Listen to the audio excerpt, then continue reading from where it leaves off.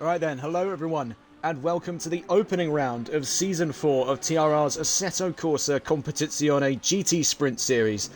Returning after so long and by popular demand, this is set to be the largest series in the history of TRR, with 40 drivers signed up to the series and over 20 in attendance expected today. And what a driver list we have. Returning names and new names alike, talent from all corners of the globe and all walks of professional sim racing. I, of course, am RC53, your commentator for this evening. Unfortunately, unable to join me in the studio tonight was rCookie14. I believe he'll be joining us for the Sunday stream for the Formula 1 Sprint, the virtual series, later on this weekend. We can see familiar names in this field, such as the man on screen at the moment, Carl Buchal with K1 Esports. He's among several drivers of recognised talent and pedigree here in this server. If we have a scroll around, here's Marcus Pilkington, known for his time with IGF in the GHR Endurance Series.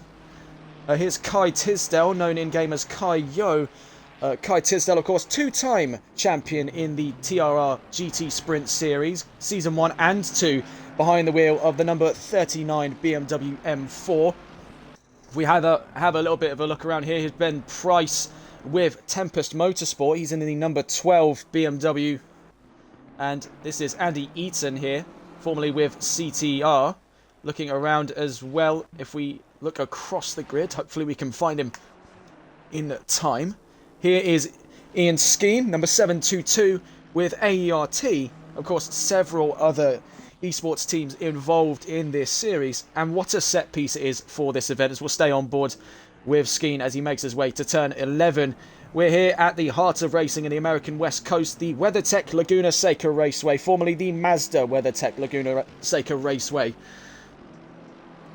Here in Monterey County, California, first opened back in 1957, this circuit is regarded by many as one of the most iconic venues in the United States and one of its most demanding, with very little runoff space, gravel at every corner, and monolithic sausage curbs. Seca commands ultimate precision and a calm demeanour behind the wheel to be successful here on track. Couple that with what would be the searing heat of the Californian sunshine, now introduced a new and interesting challenge is the total pitch black darkness here. Not a very well lit track for the greater majority of the circuit. Very sparse lighting, especially as we get up towards the middle sector. We'll stay on board here with Skeen, who's now currently third fastest in this 20-minute free practice session. Now just ticking over to be under 15 minutes left in the session. We'll get a look at the timings at the end of this lap. Overtaking opportunities are rich at this circuit, though, I will say as well. We just watched him exit turns 8 and 8A, the corkscrew, which is going to be a very exciting corner to watch, one that is known to upset the balance of quite a few cars on this grid. As he exits turn 11 now, that's also going to be a strong area for overtaking. That final corner is just wide enough to allow cars to go too wide. At the end of this lap then, Skeen moves up to the fastest time so far in this session. It was a 1:24.022 for Ian Skeen. Connor Letford in the 2:96, second fastest. And then we can see there Daniel De Vet, the South African driver, in the number 92 Ferrari, go fastest by a thousandth of a second here in free practice. This is something to point out as well, is the abundance of Ferraris and BMWs. We can see there De Vet taking a spin out of the Andretti hairpin, retiring himself to the pits there. We'll go back on board with Ian Skeen whilst we continue to discuss the rest of this circuit. Obviously, overtaking opportunities are rich, especially down at turn 11. Another place they're going to be very, very rich for is down at turn 2, the Andretti hairpin, where we just saw Daniel De Vet get spun round. We can only see like 2 corners later as well on the run from turn 4 down towards turn 5. A strong exit at turn 4 is going to give the drivers the much needed boost they need to chase them down towards turn 5. Then you're going to have to hold on for dear life through this middle and final sector of the track before you get your next opportunity here, as we can see Skeen barreling down towards turn 11. That would be your next overtaking opportunity as he rounds out this lap. A second up currently on his fastest time, down to third at this time as he gets towards the line now. Is back up to the fastest time of 1:23.067 for the number 722. Scrolling around, here is Archie Bush in a much desired debut livery here with IGF in the number 666 Pink Pig, the Porsche 992 GT3R, adorning the same bright flesh pink of the original Pink Pig 9, I believe it was the 917 back in the 1970s, late 1960s to 1970s era, the short tail with the famous Pink Pig livery, showing all the different cuts of meat there. Now adorning the 2023 generation Porsche 911 GT3R. You see spinning around in the background there was the number 73. That was Serco Jessen in the McLaren.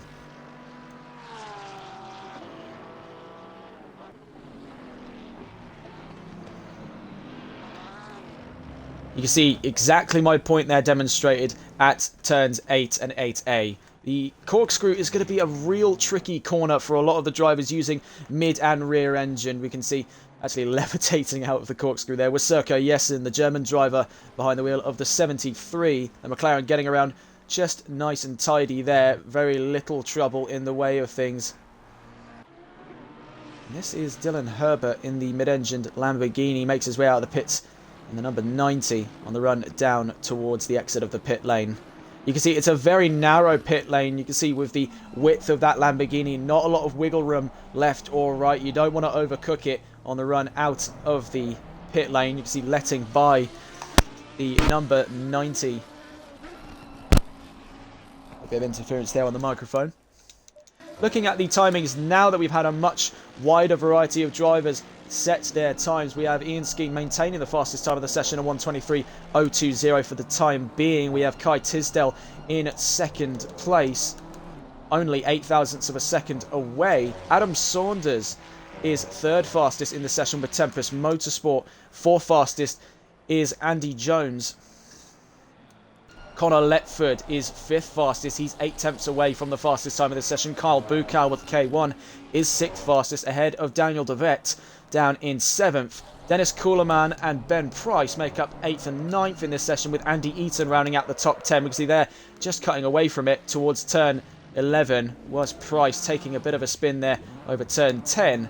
Andy Eaton now relegated down to 11th place, with a new fastest time, in fact, coming that from Adam Saunders, now intercepted by Ian Skeen. These two are not happy to see each other at the top of that timing chart. They want that first place all for themselves, and it's going to be quite a rich grid to go up against. So looking at the rest of the times beyond Eaton, we have Oliver Barton down in 12th. We have Misha Meles, the Dutch driver, down in 13th, ahead of Mike Wade in 14th, and Dylan Herbert in 15th, with Serco Jessen yet to set a time. Chris Elliott, otherwise known as X4 Alvin, just getting towards the line now. We do have a few drivers making that transfer in from the Formula 1 division. Among them is this man on screen at the moment, Chris Elliott, a two-time TRR Formula 1 Virtual Series champion with Williams and Audi Sport, now gets behind the wheel of a GT3 car for the first time in his career. He's having a little bit of trouble on the exit of the Andretti hairpin. We have Benjamin Hooper down in 19th provisionally for the time being, ahead of Dale Bonser, who gets to the line now. And we'll double check as to what Bonser's status is by the end of this session. So then, having a look around to see who is still on their flying laps, this is Kai Tisdale, two-time GT champion here in TRR in the number 39. He was stripped of that number 1 by Paul Muller, who I'm told is not attending this race. But as Tisdale gets toward the line, it was only a marginal improvement on his fastest time, a 1:22.899 for the American driver on home soil here. Of course, the West Coast is where Tisdale originated from, so he'll be eager to get as close as he can get to a home ground race win. Of course, not from the state of California. When you look around as well, it's something that I'm going to point out if you pay attention to the left-hand side of your screen. As a brief key for those of you not familiar with the map layout system for Assetto Corsa Competizione, the blue markers on map indicate drivers who have either been invalidated or on outlaps. You can see a lot of drivers have been circling around the track for a decent amount of time. A lot of them have gone that bright blue, meaning their laps have been invalidated. Track limits, especially in this middle sector, as we can see Tisdale making his way up the Rahal straight towards the corkscrew, are going to be quite a dicey area of contention. It's very easy to run the car over the lines, very easy to get those times taken out. And even easier, as a matter of fact, with the limited amount of spaces we can see there. When you start overdriving the car, there is basically nowhere to go once the car starts losing control. Now, if we were at a track like, say, for example, Sebring or Daytona, there's plenty of runoff space to where you can take advantage of that. But here in Seca, you've got a gravel pit to your left and to your right, and you better hope you get for the larger gravel pit, because otherwise it's straight into a concrete barrier. Of course, 11 turns, I believe 3.3 miles, 2.2 miles actually, of FIA Grade 3. Of course, the home of the IMSA Weathertech Sports Car Championship, a round held right here at Laguna Seca on their calendar. Speaking of calendars, let's get a look at the calendar for this season. We watch on board with Marcus Pilkington in the IGF BMW on his way up the Rahal Straight. Ahead of him there is Serco Jessen, who just lets him by on the run into the corkscrew. Ahead is Connor Letford in number 296. As we get down to the final minutes of qualifying. So, back onto the subject. Let's get a look at our calendar for this season, and what a calendar we have on our hands here. So, obviously, we have this opening round here at the WeatherTech Laguna Seca Raceway here in Monterey, California. But our second round, we'll see one of two-hour races. Now, this is the beauty of simplicity in the sprint series. We can see Pilkington there moving up to third position, a 1:22.795 on that last lap. The beauty of the sprint series is, unlike the endurance series, where we get to see a lot of these GT cars in for the time being in our broadcasts, the sprint series opts for a much shorter, more compact and bite-sized experience for these drivers, meaning less time strategizing, less time worrying about who you're going to swap to. You can see there in the background Serco Jessen taking a spin at turn 3.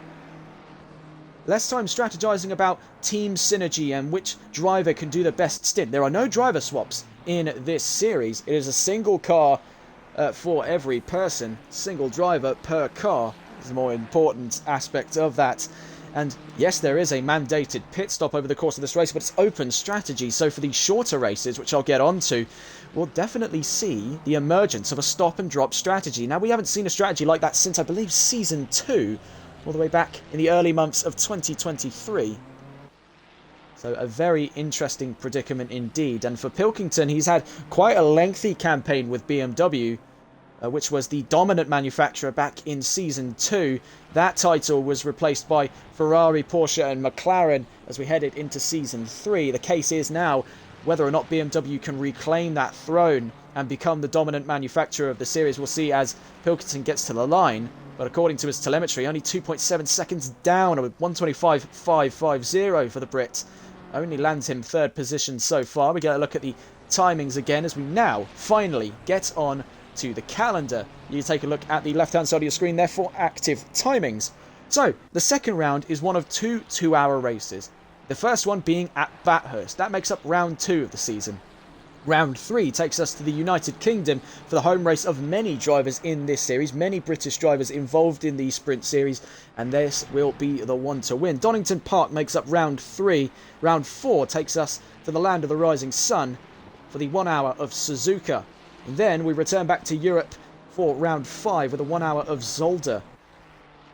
And then, this is the shorter race I was discussing earlier. We have, for the first time, a sub-hour race here in the sprint series.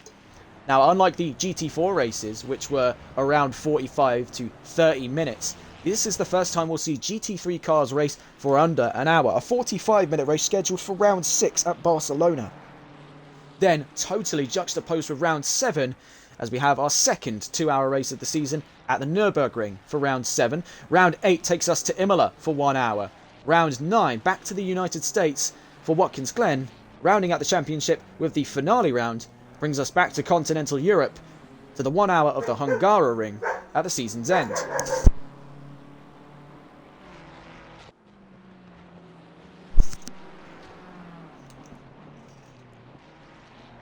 So having a look around the grid, see who is next to come across the line is the 772 of Carl Bukal with K1 Esports next to come towards the line.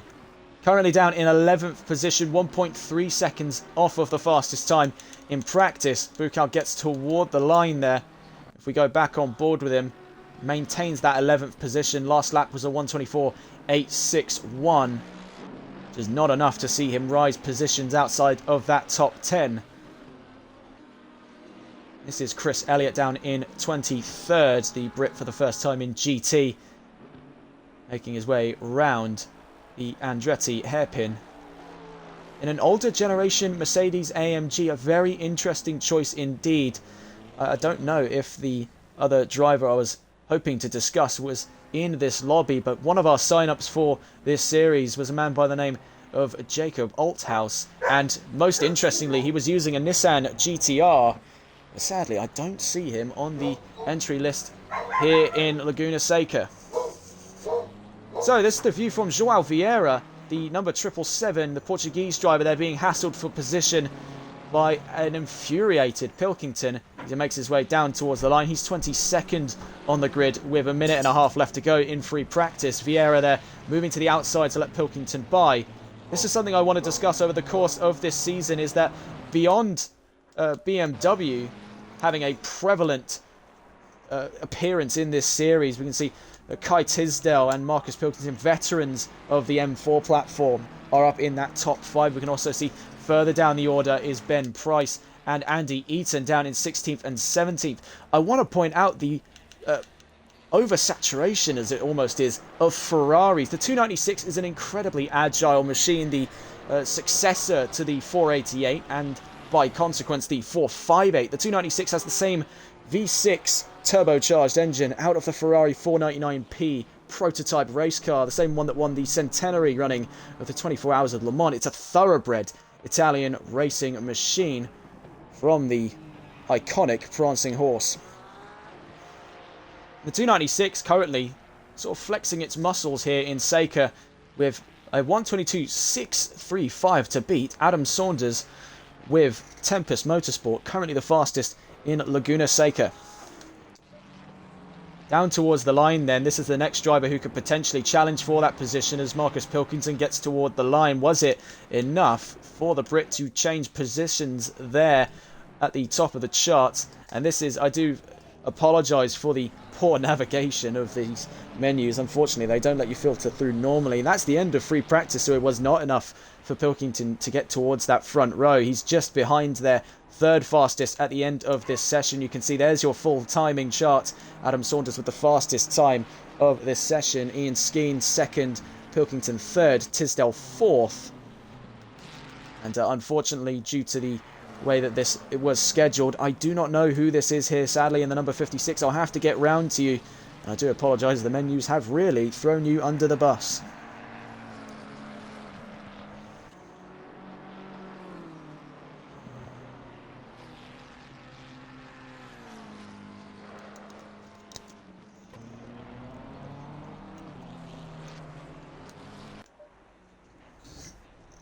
This is Nye Roberts, by the way, driver that I hadn't really picked up on over the course of this practice session. Nye Roberts, of course, the teammate of Paul Muller last season, and was a Constructors' champion with Car Collection Motorsport in Season 3. He had a valiant drive with Porsche. Now gets behind the wheel of a Modena Yellow Ferrari 296, a very, very pretty car indeed. As we get on to the main event, qualifying. This is where the magic happens, ladies and gents. This is where we'll see the proof in the pudding, as it would be. We can see leading us out of the pits then for the first qualifying session. If we can get on board with him, that is.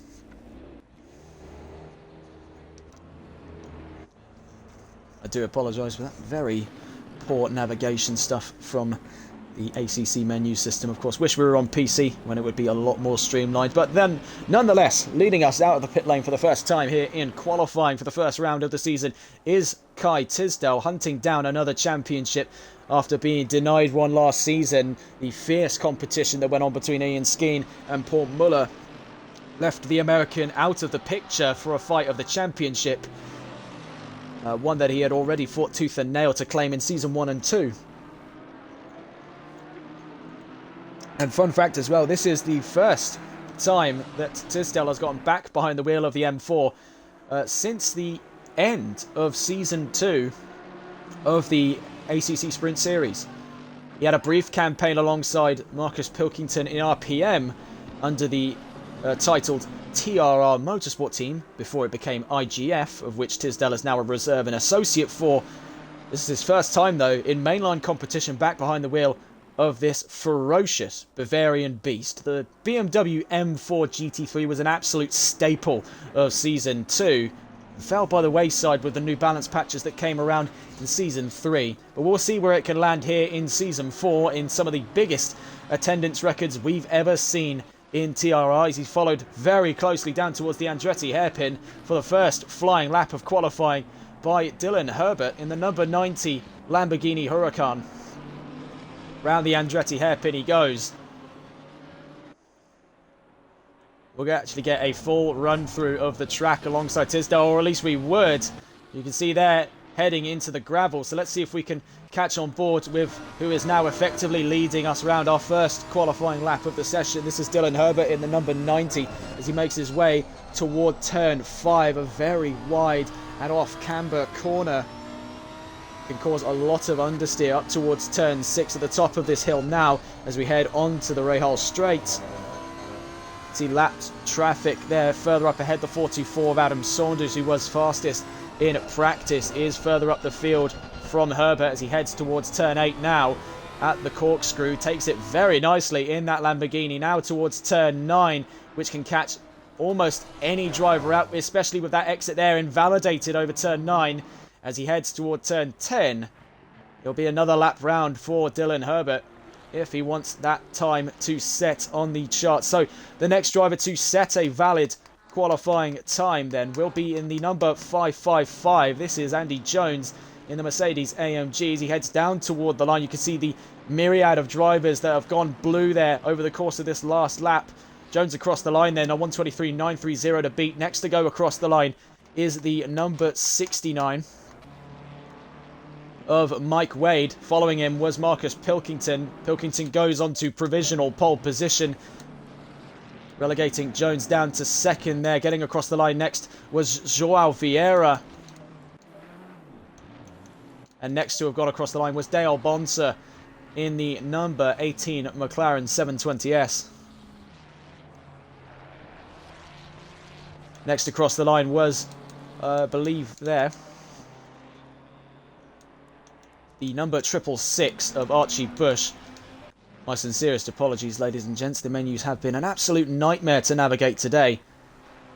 Seeing if we can catch on board with the next driver to go across the line, the number 66 of Dennis Kuhleman in the Ferrari 296 as he heads toward the line. It's a 123.597 for Kuhleman, puts him second fastest in this session so far. The number 12 is next across the line. That was Ben Price that moves up to 5th position. Next to go across the line is the 424. If we can just catch on board with him.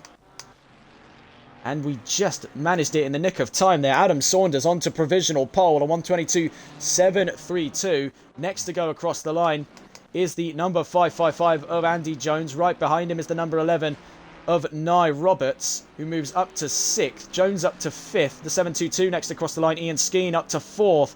The 13 there of Pilkington only maintains 2nd position. The 169 gets across the line next. That was Mike Wade, who moves up to 9th position. So already after those first flying laps of the session there, we have Adam Saunders on provisional pole. Pilkington 4/10 away. Dennis Kuhleman 3rd, 8/10 away from the fastest time. Ian Skeen makes up P4. Archie Bush P5. We can already see there. So this mystery driver, as it turns out, the number 56, is Mr. Hazard from the Formula One virtual division. The Mercedes driver behind the wheel of the McLaren just went second fastest on a grid of veteran drivers, and what a fantastic feat that is to have achieved in your debut drive in GT3. 56 then, second fastest so far, and with an improvement to his time as he exits turn 4.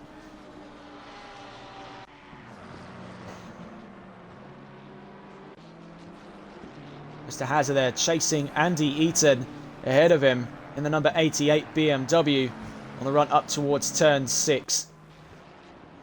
You see how agile that McLaren is, unaffected then by the stability changes in this circuit, and especially as we head down towards the corkscrew. Sparks flying there off the diffuser of the McLaren as it strikes the ground.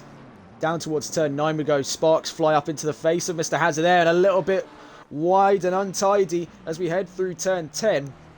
And fair play to him. He almost kept that out of trouble. Actually was facing the wrong way. Nearly got collided with there by Benjamin Hupert in the 911. This is Dale Bonser down in 20th position on the run. Down towards the Andretti hairpin. Ahead of him there, Max Collard, the Dutch driver with K1. Sergio Jessen down in 23rd at the moment, still looking for a clean lap. Andy Jones still up in that top 5 with the number 555 Mercedes. On the run down towards turn 9 and 10. Is still a 10th up on his time as he runs down toward turn 11 now to round out this flying lap. Could he be moving up positions? You can see the temps there have shot up from 1/10 nearly up to 4/10 of a second, so it could be a position change here for Jones as he gets toward the line. Sadly, only good enough for 5th with 12.5 minutes left to go. This is the view from Ian Skeen's car as he heads round turn 11. In fact, getting an onboard view. You can see ahead of him there is the number 39. That's Kai Tisdale ahead of him. Behind him is Mike Wade in the Ferrari. He heads down towards the Andretti hairpin. Also in the background, in the sort of meantime of this session, Marcus Pilkington, if we can find him, there he is, the number 13, has actually gone onto pole position in the last 12 minutes of this session. Now, it's a case of whether or not Pilkington can hold on to pole position, because for the first lap, when you have as many drivers as we do here, you can see scrolling down the list, 24 drivers in attendance so far. The current look of the times is as follows. Pilkington on provisional pole, a 10th away from Saunders and Mr. Hazard. In 4th is Conor Letford, 5th Andy Jones, 6th Dennis Kuhleman, Nye Roberts 7th, Ian Skeen 8th, Dylan Herbert 9th, and Kyle Buchal rounds out that top 10 positions. It's a case of whether or not Pilkington can hold on to pole by the end of this session with such a tightly packed grid, because that first run down to the Andretti hairpin is going to be absolutely crucial for survival over the course of the next hour of racing, especially here in the dark of night in California, especially if you were to take any front end damage, which Pilkington would not be likely to do from the position he looks to be starting in, but drivers behind him going up to the back end of that BMW, if they were to take damage, those lights would go out, and in fact it would be a black and orange flag and an immediate run into the pits to get that front end repaired. Visibility is a major concern this late at night for racing here in Laguna Seca, and it presents a unique challenge compared to racing in the daytime, where you'd have to be managing the tyre heat now with the track at a much toastier 19 degrees Celsius surface temperature, 22 degree ambient, and optimum track conditions with no threat of rain. It's going to be a case of managing visibility more than anything else. If you were to go an inch left or right off of the track, it's a huge cloud of dust and gravel getting kicked up not only out of the back of your car, loosening up that rear axle and the rear tyres getting a little less grip as you rejoin the track. It's going to be a huge plume of dust in the face of anyone behind you. So that first couple of laps are going to be imperative for survival on a track almost purpose-built to destroy cars as efficiently and as brutally as possible. Off-camber corners, on-camber corners, very little runoff, huge curbs, rumble curbs, and pretty much any kind of device designed to stop you from facing the right direction are all present on this absolute gauntlet of a track. Adam Saunders goes fastest at 122.5 dead for Tempest. So it's a very hotly contested zone here. Pole position between AERT, as we see Owen Skeen now coming up to 3rd ahead of KN Ferrari's Dennis Kuhleman. IGF's Marcus Pilkington is up in 2nd, but only 0.08 of a second away from Tempest Motorsports' Adam Saunders. The case really being at the moment is, will we see any more teams try to force their way into this battle for pole position? You can see only 0.3 of a second is what divides that top 3. to your screen to the left-hand side. This is the perspective at the moment from Kai Tisdale as he makes his way out of the corkscrew. If we come actually into the menus and see if we can catch Tisdale on the end of his lap, as actually being forced wide from the track there was Chris Elliott from the perspective of Ian Skeen.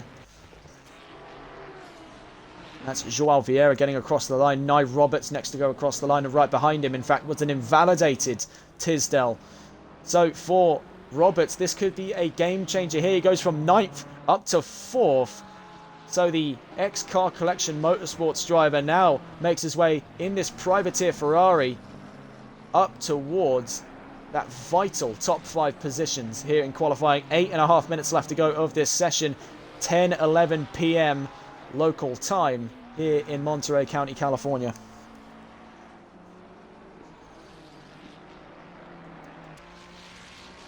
We'll stay on board with Nye Roberts on his run up towards turn 5. You can see an improvement on the way, already a 1/10 of a second, make it 2/10 as he exits turn 5. You can see kicking up a little bit of dust, and it just starts to drag the car in, and that time starts to bleed away. Around turn 6 you can see a huge cloud of dust. That was Benjamin Houpert in the number 27 Porsche 911.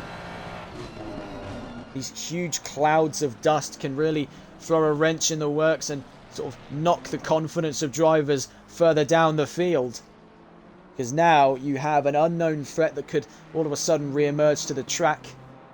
And what it has done is put Roberts down quite a few tenths from where he started, and a bit of a lax exit there to turn 10 solidifies the deal there, as he's over a second away from an improvement to his time. So let's go on board with a different Ferrari. This is Dennis Kuhleman, known for racing at KN Ferrari in the GHR Endurance Championship.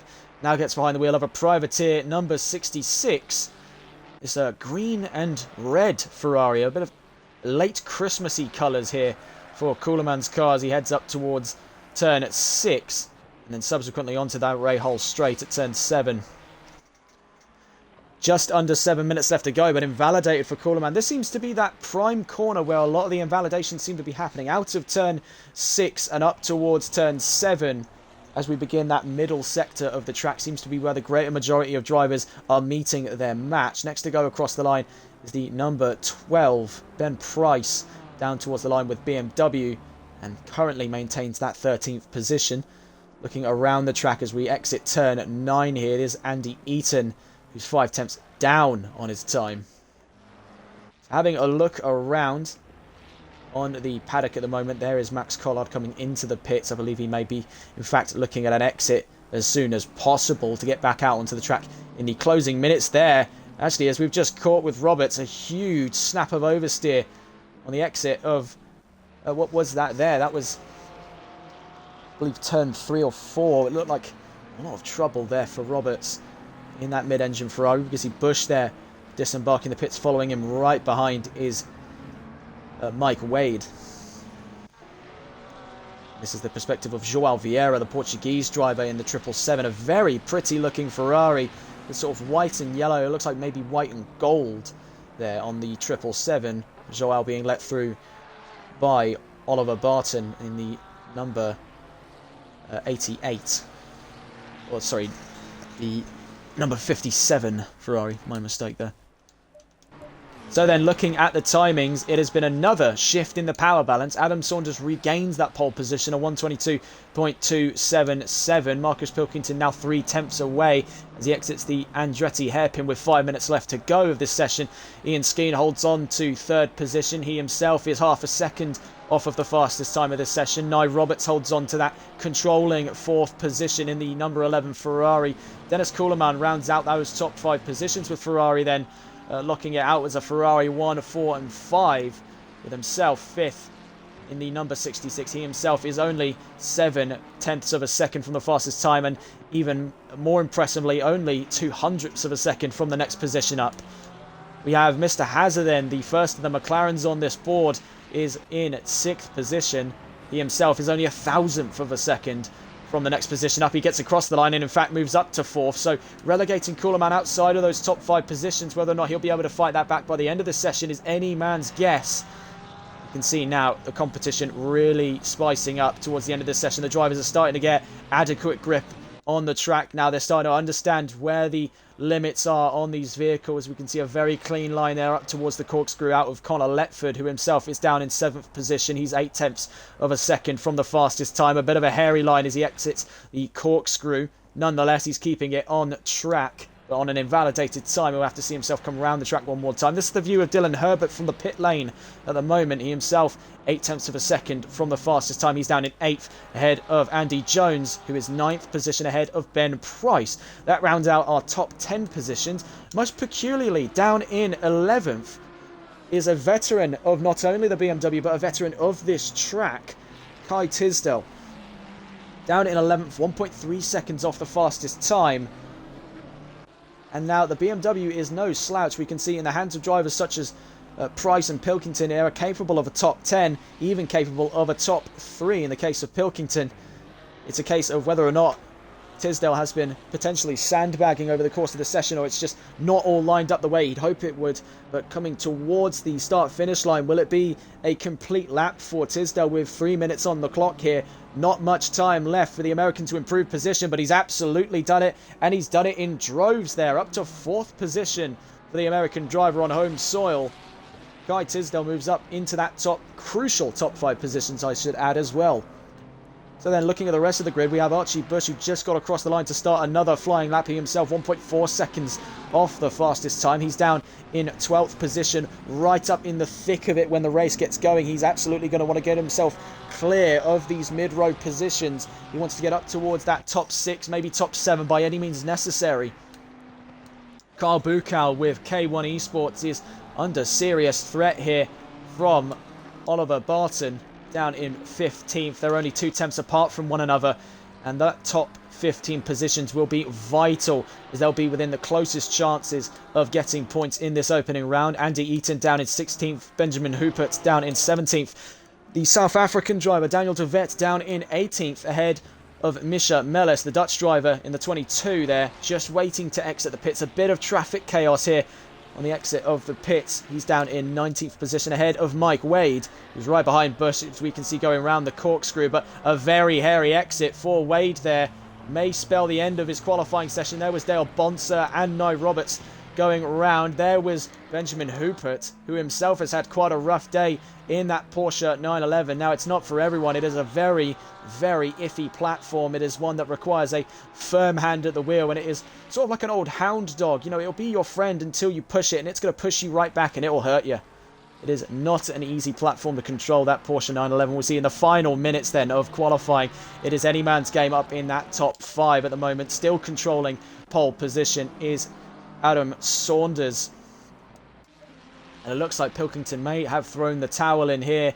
He's done everything he could in that BMW, but he'll have to sit 2 tenths away from the fastest time of this session. Now he needs to hope that the Mercedes, the sister BMW of Kai Tisdale, his former teammate back in the time of RPM, and also back during the sort of opening days of this series, where the two would exchange information on the development of this M4. Now needs to hope that he doesn't catch him up either, nor does he want the newcomer, the McLaren transfer here, or especially the Mercedes transfer to McLaren. That of Mr. Hazard, who himself still controls the last of those top 5 positions, but for how much longer? Nye Roberts is up in that middle sector at the moment, but he himself throws in the towel. It'll be 6th position at the best for Nye Roberts at the end of this session. So now, watching around the grid to see who comes around the finish line next. I believe it's the 424 next to go across the line. Adam Saunders looking to extend that lead as he gets toward the line. Actually does it by a few hundredths of a second. Ian Skeen gets across the line and is good for 4th position. Across the line next was Archie Bush, only good enough for 12th position. I believe the next driver to go across that line is the 777. Actually, no, it is not. Who is that getting across the line there? The 772? No, it is not. Do forgive me, ladies and gents. Absolutely horrible broadcasting on my end. Not sure what's going on there. Looked like there was a driver coming down towards the line, but they just vanished out of thin air. So, next driver to get towards the line is Connor Letford. He's currently 8th fastest with Tempest Motorsport in the number 296. He gets toward the line. Will it be an improvement at the end of this session? No. Good enough for 8th position for the Brit. Next to go across that line then, you can see, was Dylan Herbert and Mr. Hazard. Herbert in 9th, Hazard in 5th position at the end of qualifying.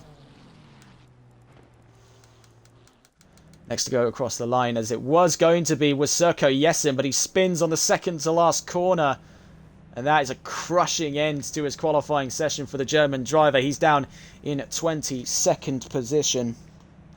We'll give you the full run through of the starting grid as they form up in time for this hour-long race. The season opener then, as it would be for Season 4. And it is such a bizarre sight, really, seeing the Sprint Series come back after such popular request. And with how much turnout we've had, it's been a really pleasant surprise indeed. 25 drivers in attendance to this event. It is sure to be a fantastic hour of racing upon us here at Laguna Seca.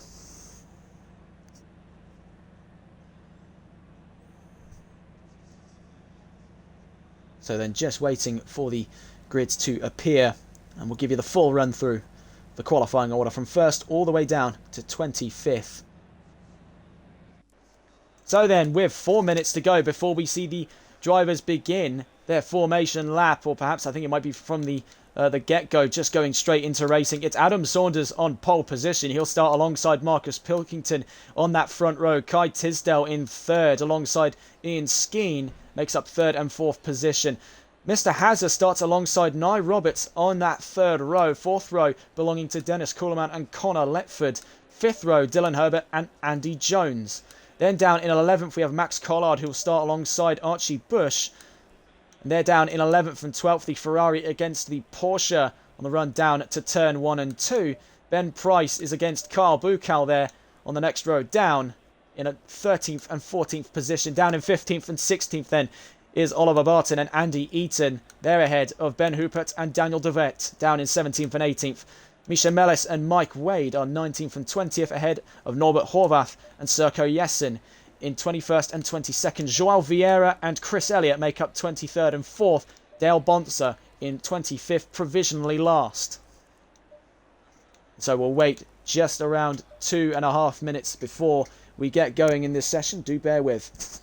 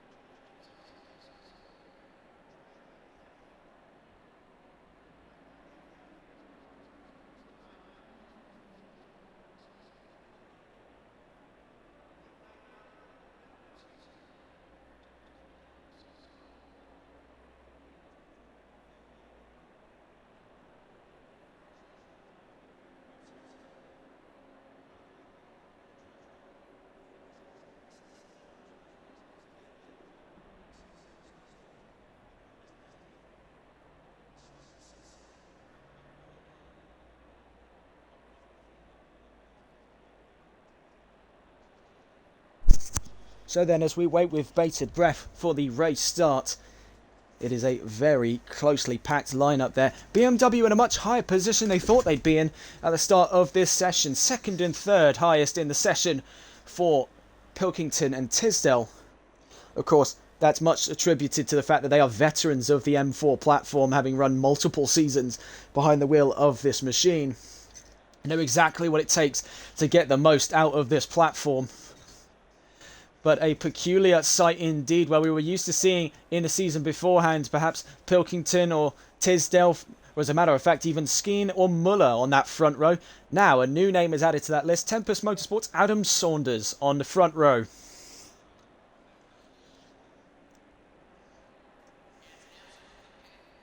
"50 seconds left to go, and I believe in about 20 seconds' time we'll be given that final warning. The engines will fire up a symphony of cylinders here in Laguna Seca. 6 cylinders, 8 cylinders, even 10 cylinders.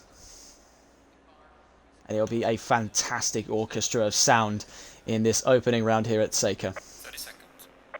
So then, we'll go on board with our race leaders. You see all the lights firing up now, the track aloft with sound and light.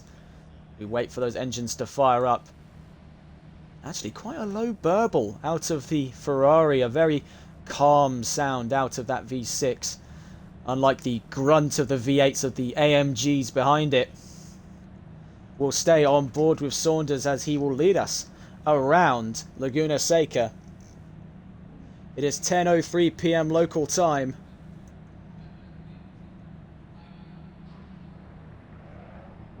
And leading us away then, for the first time on what is, I believe, a full formation lap of Laguna Seca, is Adam Saunders. Now, something to consider, obviously with that mandated pit stop and with how effective the track is at chewing up those tyres, it is not a far cry to assume that a tyre swap will occur over the course of this race. See Skeen there with an incredibly eager start, nearly goes right to the back end of Saunders into the Andretti hairpin. 25 drivers around this circuit, an hour of racing, 2.2 miles covered per lap. And if we just do some quick maths here, if we take 60 minutes divided by 1.25, which is roughly the amount per lap. Actually, it's 1.33 if we were to translate it properly. Gives us around 45 laps of racing, times that by 2.2. Gives us just shy of 100 miles covered in this race. Just under 100 miles then here at Laguna Seca is what all of these drivers will be expected to do in what is technically considered one of the shorter events of any GT race. It is sure to provide much more moment-to-moment action than what we get out of the Endurance Series. Think of it as the first 5 laps every lap. You can see that incredibly packed grid now forming up as we head up the Rahal Straight.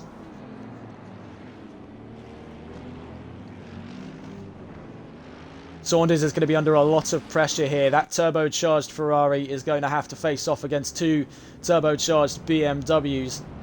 The twin turbocharged Mercedes, the twin turbocharged McLaren, and another Ferrari all in the mix of that. It's going to be which team has developed the best turbocharger in that front row. You can see already getting very eager are the BMW twins, Pilkington and Tisdale. Former teammates, now soon to be rivals here on this grid. And this is their first unsuspecting victim, as it would seem in their minds. They're going to try and take Saunders for ransom down towards the Andretti hairpin.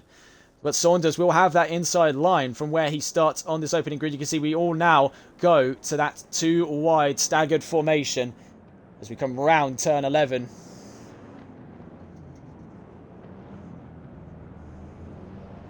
So then, as we round the last corner and we'll go staggered formation down towards the line, it's the opening round of Season 4 here in the TRR Sprint Series. Season 4, and the Sprint Series finally returns. We head down towards the line. We're green and racing in Laguna Seca already. A fantastic getaway from the front row. It looks like it could very well become 3 wide as we head down towards the Andretti hairpin. Pilkington actually gets ahead of Saunders. Saunders going to be to the inside on the run down towards turn 2. You can see right behind there is Mr. Hazard looking at a podium already. He moves his way up into 3rd. I believe he's dropped down a few positions. There's chaos down the order. You can see Eaton caught up in the mess there. De Vet, Jessen, Horvath, all caught up in some huge accident going on there. Mike Wade and the driver right behind him there, Joao Vieira, taking huge advantage as well. You can also see Chris Elliott making his way up the order due to that humongous incident. Let's get a look at that front row. The 424 continues to lead us away. This is the view of Carl Buchal down in 10th position. Chris Elliott side by side with Dale Bonser actually gets forced to the outside of the track there by Bonser on the run up towards turn 6. Vieira right behind him. Is Joao going to be having a look at a move to the inside of the AMG on the run up the Rahal Straight? Yes, he absolutely is. And there's Serco Jessen catching Chris Elliott off guard. Pilkington right behind him as well. So actually that begs the question, what on earth happened to Marcus Pilkington to wind up down in 21st position? Let's get a look at that replay, as a matter of fact, as we go into this race. They've slowed down the skip speed, sadly. Hopefully we can get a comprehensive replay as to what exactly went on at that race start. for such a catastrophic incident to occur. So this is the view on board the number 13 as we go around the formation lap. So slow it down as we get down towards turn 11. Hopefully we haven't missed out on too much of the action here.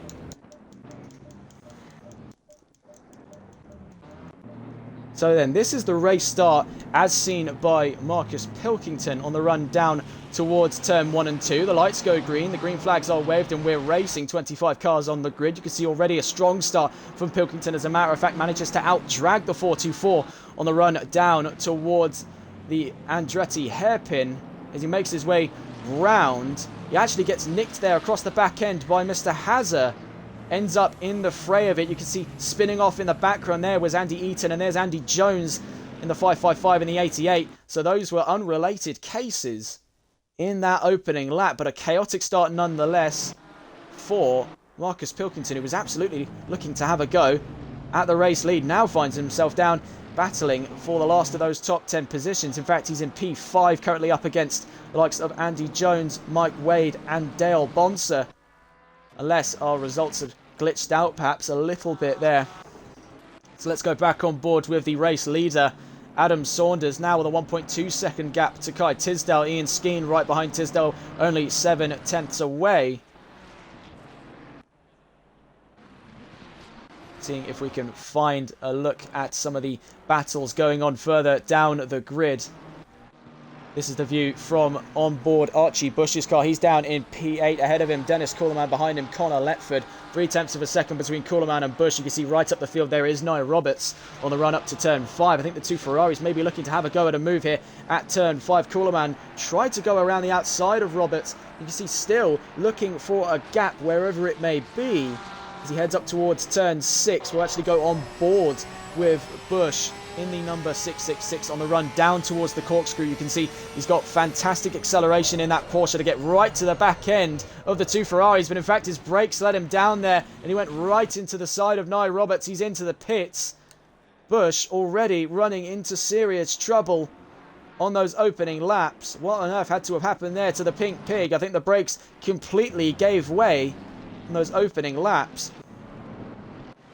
So already trouble for a lot of the sort of star drivers of the Sprint Series in this new environment. Pilkington spun out by Mr. Hazard on that opening lap. Bush there with brake failure retires his car to the pits.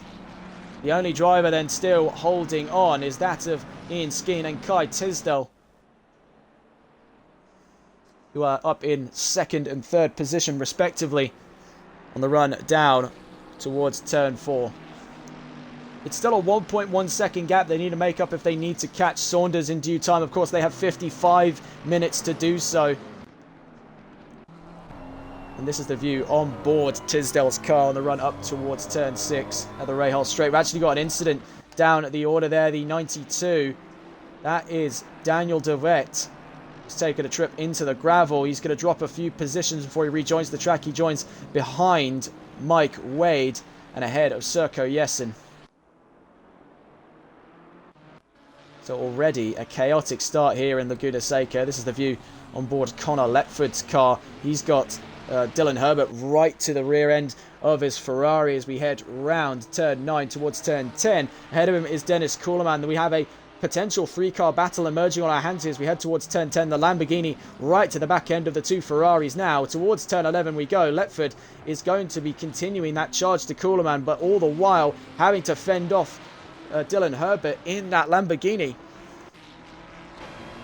Getting a solid view here of the back end of that Ferrari. The Lamborghini's actually looked for a little gap here. He's pushed him towards the pit lane. The Lamborghini is still to the inside. Will he be able to outbrake the Ferrari on the run to the Andretti hairpin? Looks like Dylan Herbert's giving it a very good go here. A little bit of wheel banging out of turn 2 now towards turn 3. Herbert to the outside of Letford. Letford swings into the inside of the corner. Herbert has nowhere to go but switch back and try to have a go again. Now has to tuck in behind the Ferrari for the foreseeable future. Let's go back on board with the front row as Kai Tisdale has closed the gap massively now. 0.3 of a second to Adam Saunders on the run towards the corkscrew. The BMW now back on the warpath, and it is such a nostalgic sight, I may add, to see that black on black BMW charging down opponents like it did back in Season 2. It looks like that you can take Kai out of the sport, but you can't take the sport out of Kai. And he still knows exactly what to do behind the wheel. Is now taking the fight to the race lead when he was 1.2 seconds out. Has divided that massively. Now, out of turn 11, only half a second away. The BMW has some fantastic top-end speed, which it'll be capitalising on the run here down towards the Andretti hairpin. That Ferrari can get later on the brakes. You can see running a little bit deep there into turn 2 was Tisdale. That's going to invite Ian Skeen in the 722 Mercedes right behind him to come and have a go. It's 3 different manufacturers in this contention for first place. Ferrari defending, BMW and Mercedes attacking. You can see not too far behind as well is the introduction of a 4th. That is Mr. Hazard, 2.8 seconds away from Tisdale in the number 56 McLaren. So then looking around the field, Andy Eaton, who of course took that huge spin out at the start of the race, is now down to 15th position of 25. In fact, not the worst thing that could have happened, all things considered. He's made up a few positions over the course of this race now. Misha Melis up to 13th. The Dutch driver now making his way around turn 6 towards the Rahal Straight. Has Andy Jones behind him there in the 555 to contend with in the near future. Only 8 tenths away. Going back to the battle between Letford and Herbert. It's still alive and kicking. Down towards turn 9. Ferrari and Lamborghini still at arms here on the run out of the final sector of Laguna Seca. Letford still holding off from Herbert there. This is for control of 8th position. We head round turn 11 now. Letford is going to need to hope for dear life. The Ferrari's got enough torque left in it after only 10 minutes of racing to push him up this very slight incline towards turn 2. Makes his way out of turn 1 now for the dive at the Andretti hairpin. The Lamborghini is right on him. You can see a little bit stronger braking there, courtesy of Dylan Herbert. A little bit of cadence braking, keeping the Lamborghini out of trouble there. And where Herbert seems to be catching Letford. Oh, actually, as I say that, Herbert gets the sort of opening he was looking for by keeping the pressure on Letford. Letford goes wide at turn 3 into the gravel, and Herbert gets by him there. That is a show of real patience from Dylan Herbert, now up to 8th position in the number 90 Lamborghini. Checking around, the gap has now extended between Kai Tisdale and Adam Saunders. It was 3 tenths of a second in the previous lap, is now at around 7 to 8 tenths of a second. You can see the BMW catching the Ferrari on the corner entry, then losing the Ferrari towards the corner exit. In fact, having a fantastic final sector there. Tisdale slowly closing the gap. You see on corner exit, the Ferrari has so much more drive left in it. Tisdale is having to time that acceleration to absolute perfection if he wants to keep Ian Skeen away from him. You can see how close the timings were there, 0.02 of a second between the top 2. Still holding on to the fastest time of this session so far. We have just 10 minutes gone in this race. Let's get a look at the current grid of drivers from the race start. Adam Saunders continues his race lead. Kai Tisdale now attacking ahead of Ian Skeen. Max Collard with K1 is up into 4th position ahead of Nye Roberts. You can see there having a bit of a slide session out of turn 3. In fact, that's going to leave him vulnerable to the approaching Ferrari of Dennis Kuhleman. Moves up into 5th position there. Dylan Herbert may be following suit very shortly for that move of that position. See the number 90. Get on board with the number 90 there of Dylan Herbert is now incredibly close to Nye Roberts' Ferrari. We can see a car has come into the pits. The 777 and the 169 appear to be in a little bit of trouble. That's Joao Vieira and Mike Wade. Vieira now taking his pit stop, coming out of the pits in his white and gold Ferrari. Portuguese driver down in 22nd position. Mike Wade appears to have had some kind of technical issue. You can see his car is inactive, engine is off, no gear engagement. Very confusing situation indeed. Looking around the field then, this is the situation from on board Roberts' car. Obviously after that little spin, he's dropped a few positions and is now going to need to defend from Dylan Herbert, who has so far proven himself quite the effective battler here in the top 10 positions. He got by Connor Letford with relative ease by just keeping the pressure on and knowing when to stay on his target. Will he be able to crack Roberts under the same pressure? We'll find out as he starts to approach. He's 9/10 of a second away from the number 11 Ferrari as we exit turn 3. You see the 92 of Daniel DeVette now coming into the pits. I believe maybe retired to the pits there. He's had quite a rough opening race, so you can't really blame him. This is another driver who's had a bit of a rough start to the race, but looks to be picking up the pieces quite nicely. Benjamin Hupert up in 20th position, where he was towards the back at the race start. Has made up a few positions since the beginning of the race and is slowly making progress in the number 27. This is Norbert Horvath, one of the other Porsches, number 87, the Hungarian driver here in Laguna Seca, up in 17th position, a 1:28.505 with his last lap. So some way off the mark of that front row. We can actually see a little bit of trouble, as a matter of fact, for the likes of Adam Saunders, who in the meantime has actually dropped down to 4th position. Max Collard up to 3rd. That nets Kai Tisdale the provisional race lead, and Ian Skeen now fighting for the race lead against the American. So let's see if we can get a replay of what actually happened there to Saunders over the course of the last couple of laps.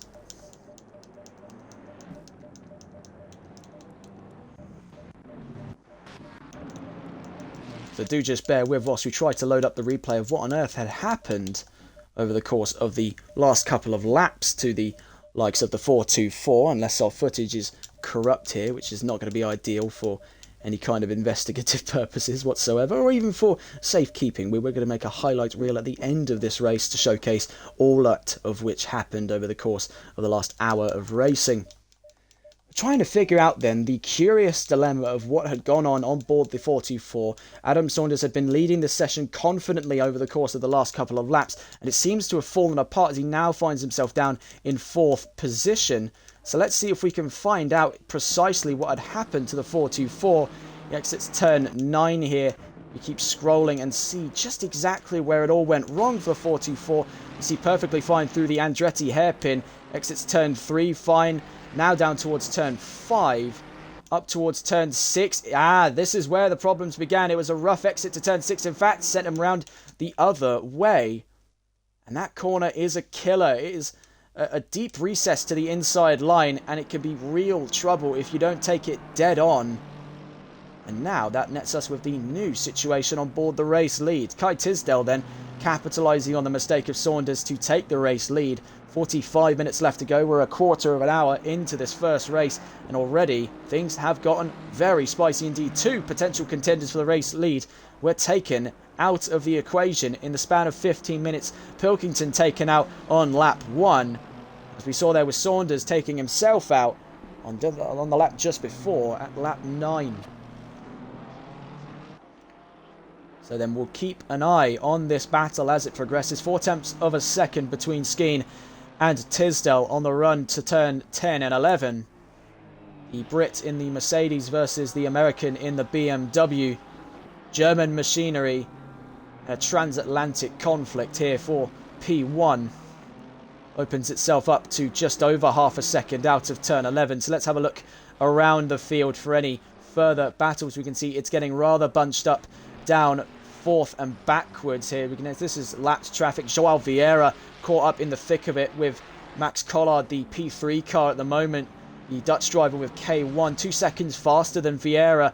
Vieira, in fact, holding up Collard into turn 2. Very late move over there for Vieira. Portuguese driver there signalling Collard through.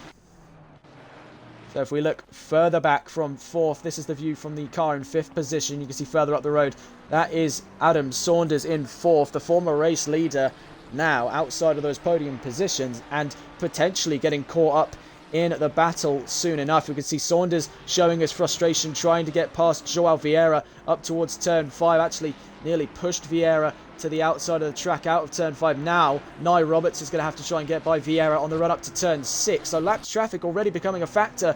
Only 17 minutes into a race is quite astounding stuff, really. But nonetheless, Vieira letting by Roberts and Herbert up towards the corkscrew. There's Saunders, Roberts and Herbert right on each other out of turn 8. You can see Herbert trying to get inside Roberts' head there. A little flash of the headlights out of the corkscrew, letting him know he's still there. And he's going to be hunting down that top 5 position, whether Roberts can defend him or not. I gotta say, it's quite a surprising performance then out of Dylan Herbert, who's had a very strong start to the season already. Already looking at those top 5 positions, he's been a real aggressor to the field, a keen battler in that Lamborghini, racing hard but racing fair, and that is something you really do like to see when you get drivers that know exactly where the limits are and how to exploit them. It is a very interesting show of force out of the Lamborghini driver. One of the only Lamborghinis on this field, I should add as well. One of, I believe, about 2, in fact. The only other Lamborghini to take to this field is Kyle Buchal, down in 14th position with K1 Esports. So then, looking at the race lead, as a matter of fact, we did miss out on it, and honestly, it's been quite a rough day for me to try and catch all of the moments in this chaotic race indeed, because Ian Skeen has taken the lead of this race by 0.6 of a second from Kai Tisdale over the course of the last couple of laps. I got a little too caught up looking at the battles in the midfield there, and this is what happens when you only have one commentator involved.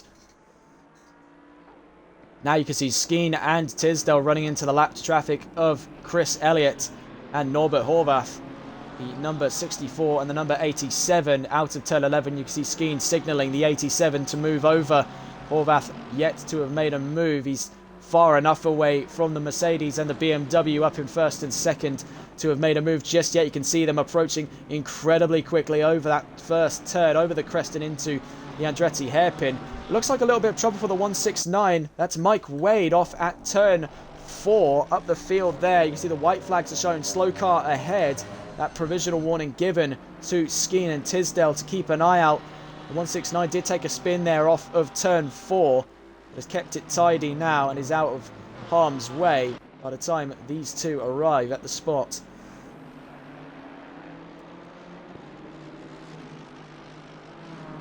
Round turn 6 then, it seems to be a race deciding corner. Skeen and Tisdale rocketing to the outside of that 6th turn up the Rahal straight. In fact, Tisdale losing a little bit of time by the time we get to the corkscrew. The BMW falling a little bit out of shape there in the middle sector, nearly out around a second barrier between himself and the Mercedes as we head down towards turn 10. And I really want to look behind at what's going on in the battle, but I get the feeling that if I do now, I may miss something. I think we're just safe after turn 11, so let's get a quick look at the battle going on behind. Nye Roberts now with the Lamborghini of Dylan Herbert breathing down his neck, and Herbert gets by and up into 5th. So this is Herbert's racing style. He gets right to the back end of his opponent. He keeps that pressure on and he lets them slip. He doesn't have to do a single thing there. He just has to keep his nose clean and keep his grip firm, and eventually whoever's ahead of him will crack. And you can see that racing style has netted him into those top 5 positions. Very clever driving there out of the Lamborghini. This is the view back on board the race lead. Tisdale versus Skeen in the control of first position. We head up to turn 5 and no current anticipation of a race lead. Apologies for the sniffle there, ladies and gents. Got a nasty cold on the way. Let's see if we can catch up with some of the drivers who were formerly in that mix. We can see that Pilkington has now made his way into those top 10 positions. He's 9th, right behind Kuhlman and Lepford in this approaching 3-car battle. We're going to try and balance the broadcast of both battles like these and the battle for the race lead. The 169 of Mike Wade had a bit of trouble there over the corkscrew. Pilkington is going to be looking to the inside at the corkscrew against Kuhlman. You can see there side by side the Ferrari and the BMW on the run towards turn 8. Then becomes the inside for the Ferrari, and then inversely becomes the inside for the BMW again. It looks like Pilkington has held his own rather nicely through there. The BMW stability really coming in handy against the more skittish Ferraris as we exit turn 9 and 10. Towards turn 11, Kuhlman now down to 9th position. Andy Eaton coming into the pits then with the number 88 BMW. Down towards that start-finish line. There's Chris Elliott letting by Pilkington and Coleman on the run down to turn 2. Next in the sights then of Pilkington as Coleman runs wide there, runs very deep into turn 2, effectively leaving him out of competition against Pilkington. We can see further up the field, looks like trouble for the number 73 car down at turn 4. Really caught up in traffic paradise here further up the grid. Next in the sights then of Pilkington is Tempest Motorsports 296. Connor Letford trying to hold on to P7 further up the field as well, I should add, is the likes, if we can find them in time here, Nye Roberts, Dylan Herbert, Adam Saunders, all in 4th, 5th and 6th there. They're stuck in amongst traffic though. Mike Wade and Serko Jessen and soon to be Norbert Horvath all caught up in the mix here. Lapped traffic getting involved, forming a rather confusing train of vehicles down towards turn 11. You can see present and lapped traffic alike all the way down to 9th position. So then going back onto the view of things, this is for control of P3. Max Collard against Adam Saunders. Saunders soaring it right up to the back end of Collard as we exit turn 2. Looking back towards that front row if we can. You can actually see that was Horvath there letting by Nye Roberts. Now this is the view of that front row. Always nice to check in on the race leaders. 0.8 of a second divides Ian Skeen from Kai Tisdale on the run up to turn 6, and eloquently done there by the Mercedes. The BMW taking a slightly more aggressive line to try and bring that gap down. It's still at 0.9 of a second as we enter the corkscrew. Later on the brakes for Tisdale brings it to 0.7 as we exit the corkscrew. Is it a more effective exit for Tisdale? Yes, it is. We can see it come down to 0.6 of a second, 0.5 of a second, 0.4 of a second. The BMW is closing ground now to the Mercedes. If we move away, will we miss something very special? I think so, ladies and gents. Down towards turn 11, the BMW is right to the back end of the Mercedes. As we exit turn 11, 0.5 of a second is what divides these two from the lead of this race. Will it be a case, you can see in that last lap as well, a 1:24.0 versus a 1:23.5. 0.5 a second faster in that last lap for Tisdale. He's closed the gap at a rate of knots here, but runs deep at the Andretti hairpin. And all of that progress is undone. So then, with Dale Bonser taking a trip into the barriers, the number 18 car shown the black and orange flag. He'll have to come into the pits now with light damage. This is the view from Dylan Herbert, who himself is far away from P4, 2 seconds. You can see up the field there, the two Ferraris trying to battle things out for control of the last of those podium positions. Let's see if we can actually catch on board with them. This is the view from Adam Saunders' car, as in his sights is Max Collard. It's K1 versus Tempest on the run around turn 5 up towards turn 6, up the hill as we go. The Dutch driver versus the, I believe, British driver Saunders. I could be incorrect, do feel free to let me know. Now up the Rahal straight. It looks like Saunders has got the run of a lifetime as he heads towards turn 8. Now to the inside. Will he get the move firmly planted in as he exits the corkscrew? Yes, he does. What a fantastic move out of Adam Saunders there to get back into those podium positions. And with 34, just under 35 minutes left to go in this race. Very, very nicely done. You see coming into the pits there after being shown that black and orange flag in the background was the number 18 McLaren, Dale Bonser, coming into the pits to take that much needed repair to his light unit. You can actually see as well, I believe, coming into the pits is Connor Letford. So actually, let's get a more efficient look of things at the moment. Adam Saunders got by the likes of Max Collard and Connor Letford. So you can see they're both in the pits at the moment. Looks like Letford has a little bit of front end damage on the 296. Of course, now as we approach that midway mark of this race, Letford now exiting his pit box. It may have just been a case where Letford's strategy dictated maybe about 5 minutes offset. You'd come in earlier to take that needed pit stop. This is still the view on board that front two. Tisdale versus Skeen. 18 laps in now and 0.6 of a second between them.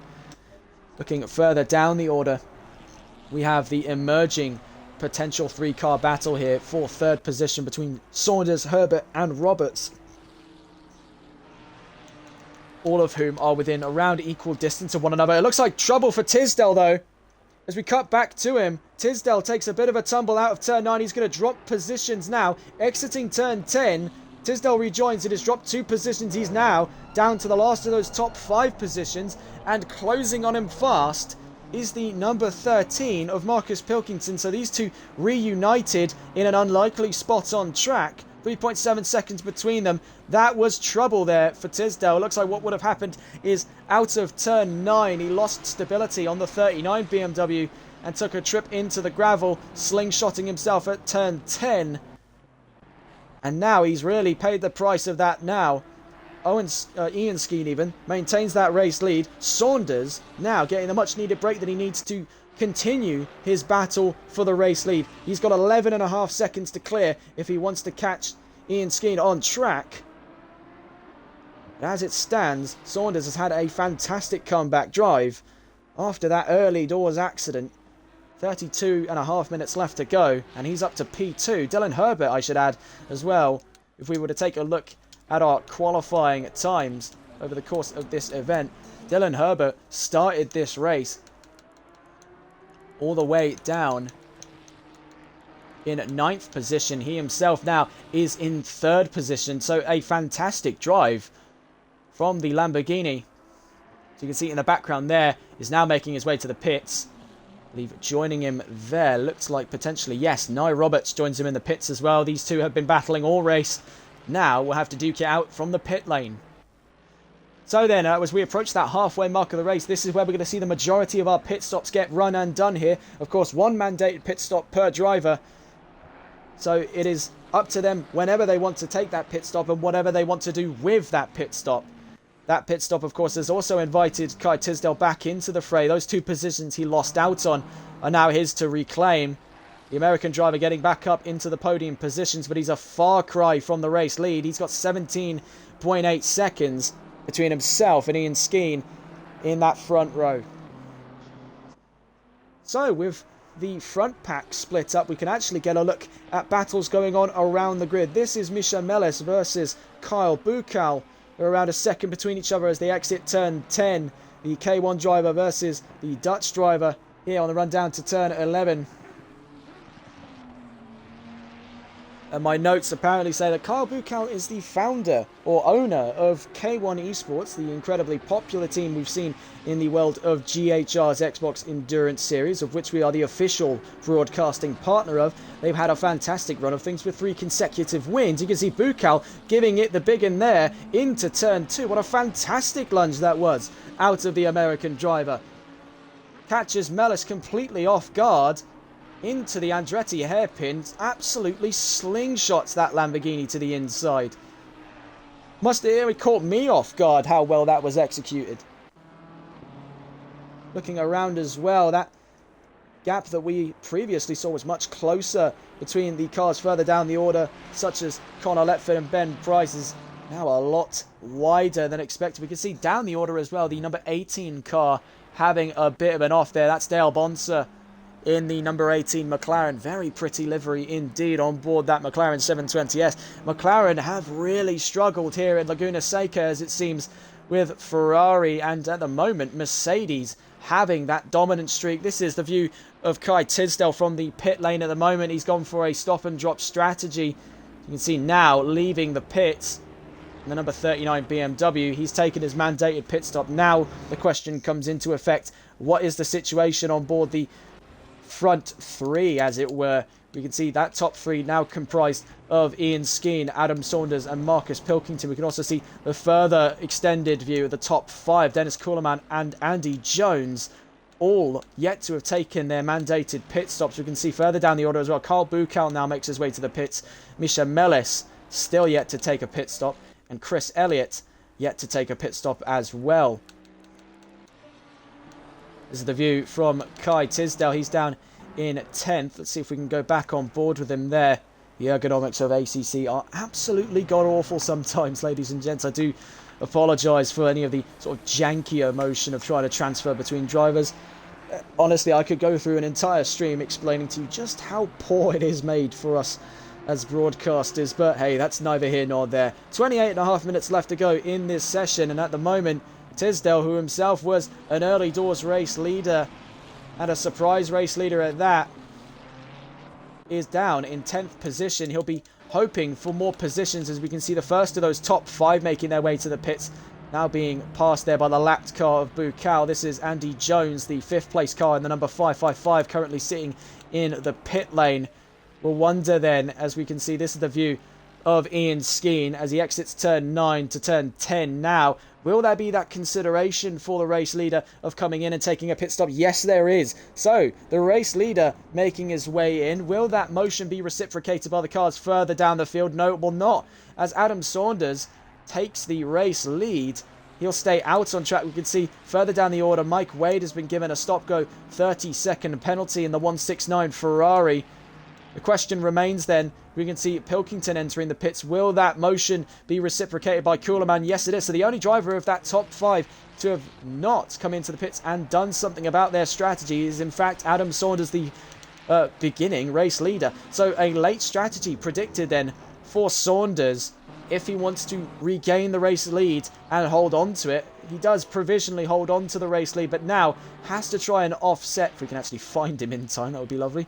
He has to offset around a 30 to 40, maybe even 50-second stop to the cars behind. He's going to have to move heaven and earth on incredibly old Pirellis if he wants to keep that Ferrari at the top step like he intended on the race start when the lights first went green.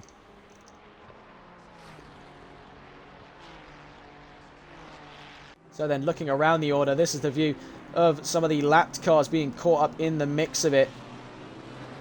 This is Joao Vieira behind him. Max Collard, the Dutch driver, trying to signal the Portuguese driver to get out of the way. You can see 3 flashes there. Will it be 4 flashes as we head to the Andretti hairpin? Vieira moves to the outside and early braking to let Collard run for the inside there.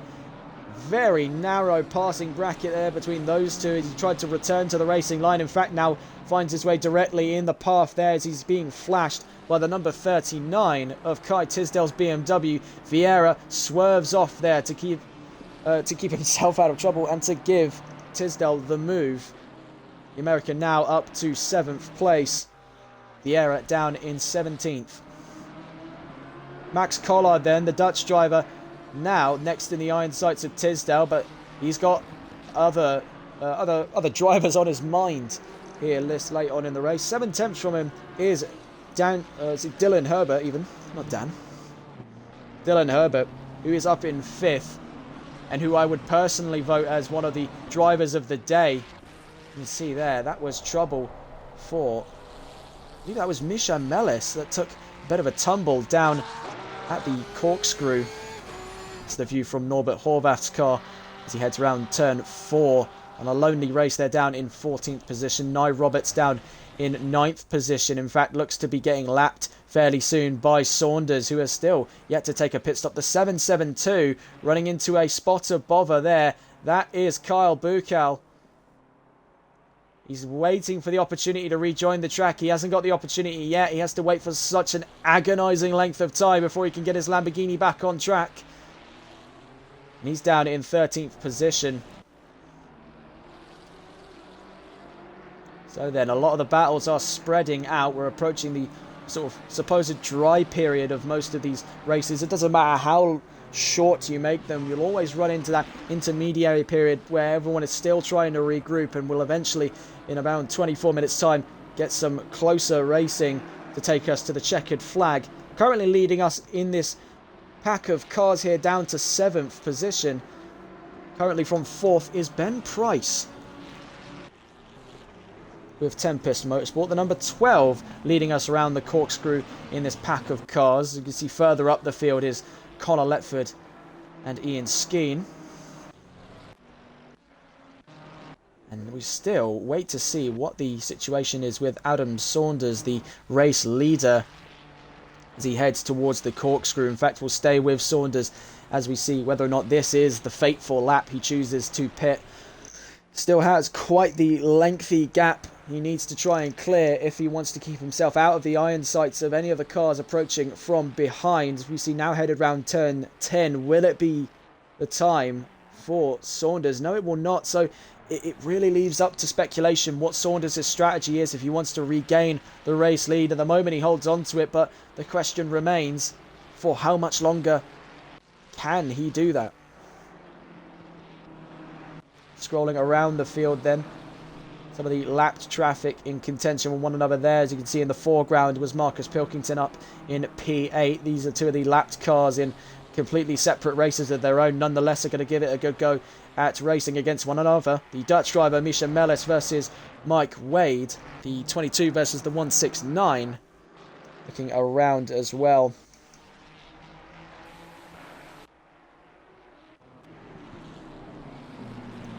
And here we have another battle on our hands. Dylan Herbert against Ben Price. In fact, let's see if we can get a view here from Herbert's point of view. As he's already... Oh! Actually, as a matter of fact there, the BMW ahead of him, of Price, got wayward out of turn 9. Has actually come back in and slammed into the number 90 of Herbert. His engine has stalled out. Is that terminal engine damage for Dylan Herbert? That is gut-wrenching to see. Let's see if we can get a replay of what happened just there to the number 90 of Dylan Herbert. It looked like the BMW ahead of him, that was Ben Price, in the number 12, had gone off the track and has overcorrected back inwards and ended up slamming into the number 90. So let's see if we can get a view here. Hopefully it all renders in time. That is the one main fear, I suppose, of that racing style, of preying on your opponent's insecurities on track and hoping they make a mistake. Is that if they do make a rather sizable mistake, you're the first to know about it. And such is the case there, flying too close to the sun for Dylan Herbert. That ended up actually taking him out of what looks like the entirety of this race. Is coming back to the pits, I believe was the end of the road for Dylan Herbert. Rather heartbreaking though, because he's had a fantastic race, I should add as well. He's been a constant aggressor on the field. He's been racing hard and fair. He's actually been one of the more entertaining drivers to watch over the course of this event. You can see now, if we pause here, slow it down. This is the number 12 of Ben Price, as he actually gets a very wide line, catches the gravel there on the exit of turn 9. And ends up catching the number 90 in amongst the mixture of all of that. That was a huge shunt into that tyre wall. He actually bounces off, spins around, and very nearly collides with that back wall as well. That was a very nasty shunt there from the number 90. And it looks like the end of the road for Dylan Herbert. A rather heartbreaking end to his opening race here. What a fantastic performance he's had up until that point. This is the view from Max Collard's car, as he's trying to get past Joao Vieira towards turn 5. You see Collard there going to the inside and getting straight past Vieira. Now hunting down the last of those podium positions. He's got 4.5 seconds to make up in the next 20 minutes to the car ahead of him, Connor Letford in the 296. Still no news right now as of the situation for Adam Saunders' pit stop. This fateful pit stop we've been waiting for 40 minutes now as we approach the 20-minute mark. 20 minutes left to go in this race. Saunders wide out in front of the field. You can see in the background there, that was Mike Wade in the 169 running into a spot above her up the Rahal straight. You see further down the road was Misha Mellis in the 22 running into some trouble down the corkscrew. So this late on in the race, you can see some of the Ferraris are really struggling, and that's quite a strange thing to see given how impressive the Ferrari's track record is for tyre preservation. They're among the best cars for use on an endurance strategy, a one and done tyre strategy where no tyre swaps are required. We can see they're joining us in chat as well as LMP Links. Well, that was a fun crash, haha. Do tell me, LMP Links, are you Dylan Herbert?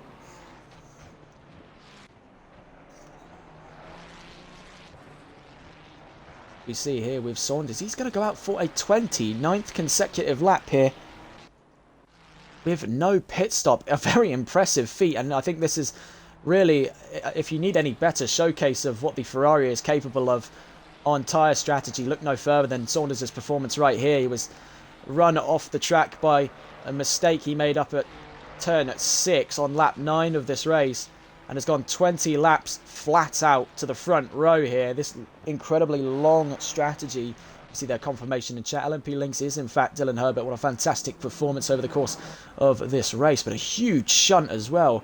Very nasty crash indeed. It would have been enough to probably bring out a full course yellow or a safety car. Unfortunately, we don't have that in this series. So, scrolling around in the second quiet period of sorts, this is Ian Skeen getting by Oliver Barton up towards turn 3 as we start the middle sector. The AMG still looking to hunt down the race lead. He's got a long gap between himself and the race leader in the 424, who is still yet to take a pit stop. So that's a astonishing feat really from Saunders to have spent this long in the race with no pit stop on the same set of tyres and to afford such a large gap. If you pay attention to the left hand side of the map there, the red dot indicates the car we're following at the moment, that being Ian Skeen in the 722 Mercedes, and the triangle which you can see there between turns 3 and 4 marked 424, that is the race leader Adam Saunders. So they are on total opposite ends of the track, almost half a lap between each other. It may very well be the case that that's the gap that Saunders needs in order to pull off this undertake, as it were.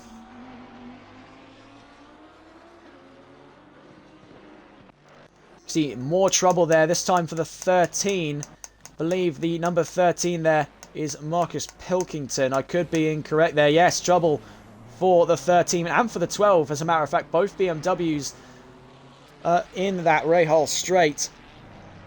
Pilkington, and I believe that was Ben Price as well, the number 12, who I also saw on the map there get into a little bit of trouble himself. We can see a third car has been caught out by that as well, the 169 of Mike Wade, briefly caught out on the runoff out of turn 6 toward turn 7 at the Rahal straight. So that is catching out quite a few drivers now, probably the most demanding corner as it's an off angle. This is the view from Norbert Horvath. You can see it is banked only on the inside there, so getting it wrong even by about an inch can send you almost flying towards the outside of the track. And when your tyres start to get old and dreary, that's when the grip is nowhere near as persuasive, and it's where understeer can mainly occur in these cars. Of course, they have traction control to mitigate any threat of oversteer, but transversely that means understeer is a huge threat. The cars, in their attempts to try and correct oversteer, end up plummeting themselves into the far side gravel pit where a lot of drivers have been caught out. Speaking of which, actually, whilst I've been talking about that, if we look here, Joao Vieira gets past Chris Elliott, or unlaps himself from Chris Elliott there, as he was the next driver to be taken victim by the Rahal straight.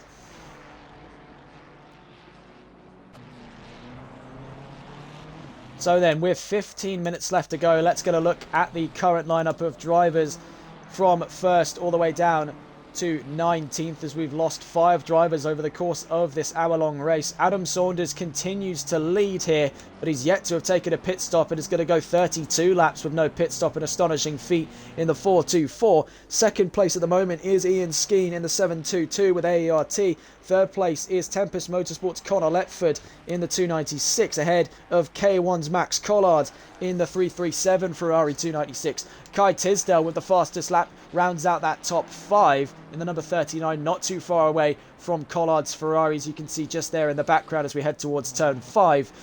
This is the view from Nye Roberts' car. He's P6 ahead of Dennis Kuhleman, who is not too far behind but has 2 lapped cars there. Ben Price, and I believe that was as well. You just get a view of who that was as well. So it was Ben Price and, as a matter of fact, Saunders, who has lapped Kuhleman. Pilkington is down in 8th position in the number 13 BMW ahead of Oliver Barton in the number 57. Ben Price rounds out that top 10 in the number 12 BMW ahead of Misha Melis and Karl Buchau 11th and 12th. Norbert Horvath, the Hungarian driver in the 87 Porsche, is 13th position ahead of Chris Elliott in the Mercedes number 64 AMG GT3. He's 14th ahead of Joao Vieira, the Portuguese driver there, having a bit of a hairy exit to turn 11. He's 15th position in the 777 car, and he's ahead of Andy Jones, the only other driver besides Adam Saunders to have not taken a pit stop in this race. The 555 Mercedes is 16th, ahead of Dylan Herbert, who has actually made a triumphant return to the track there. We thought he was down and out after that huge collision. He's down in 17th, so at least he'll be able to come home with the fact that he can say he finished this race. But that was a big shot. I was not expecting the Lamborghini crews to piece that car back together. And provisionally, second from last here is Dale Bonser. Mike Wade, with a damaged front end on that 169, has had a race to forget. We can see Ben Price is in the pits at the moment in the number 12. And will drop position to Mellis. Still waiting to see what the news is from Adam Saunders' car, as he's now 33 laps into this race. You can see the 772 there running into a bit of bother. 772 is Kyle Buchel. Let's see if we can find Buchel. This is agonising trying to get through that menu, ladies and gents. The 772 there ran into a bit of bother between 3 and 4. Is not going to leave him vulnerable to position. He's already lost out 10th to Misha Mellis in the 22 Ferrari. He'll have to just continue his charge there. He was a bit hesitant into turn 6. You can see his lights there having a little bit of trouble. You can see a bit of front end damage over the nose of that Huracan. But no black and orange flag from race control as of right now. This is the view in P5. 1.2 seconds between himself and P4. In the middle, though, it's Oliver Barton in the number 57 Ferrari. See Tisdale there, eager to get Barton out of the way towards turn 5. The Ferrari, in fact, holding him up now from a better exit. He's having to consider where the Ferrari will go. You see flashed again up towards turn 6. Barton still not budging. Round turn 6 we go, a little bit of desync there. And another flash now, so quite a few blue flags were shown here for the number 57, Oliver Barton. You can see the blue flags being waved to the left-hand side as we enter the corkscrew. And Tisdale actually being held up from a move as he wanted to try and catch up Max Collard, the Dutch driver, up in P4. Is currently being held at stake here by Oliver Barton. As he exits turn 10, is now incredibly frustrated in that BMW as Barton tries to let him by, sticks himself in fact to the inside, so denies Tisdale the racing line. And now Tisdale, as a consequence, has lost around 0.3 of a second in that last lap alone. You can see the times there in comparison to one another. He was overall 0.5 slower in that last lap, where he could have been a lot faster had it not been for that hold-up job there, rather unintentionally, from Oliver Barton in that last lap. Still, no news regarding Saunders' pit stop. I think we're going to see this in the closing minutes of the race now as we approach the 10-minute mark. We'll have a look around the field. No current moves anticipated here. You can see in the background, that's Chris Elliott having a bit of a odd run around turn 2. Marcus Pilkington right behind him there. Elliott already slamming the brakes to let the BMW get him by as we enter turn 3. Looking around the field there, that's Dale Bonser down at turn 11. He went deep and into the gravel in the number 18 McLaren. Nonetheless, he'll get across the line. 10 minutes then left to go in this session.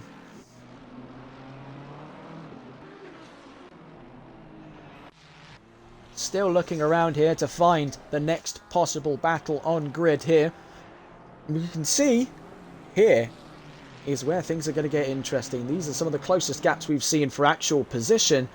And is that between 3rd, 4th and 5th. Conor Lepford, Max Collard and Kai Tisdale. 2 Ferraris and a BMW all in contention. You can see the last laps there. The fastest of the 3 of them was Collard in the 337 K1 Ferrari. Currently holding 4th position. We enter turn 3. There's Lepford out in front. Tempest v K1 versus IGF. Here for control of the last of those podium positions.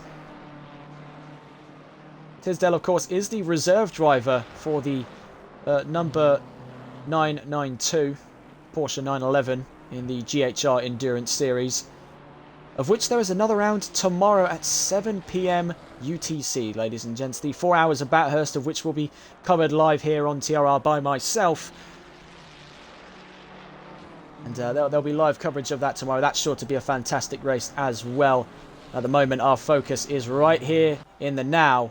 The return of such a legendary series. And what a fantastic opening it has been, I should say as well. Chock full of action, chock full of drama, and I wouldn't change it for the world.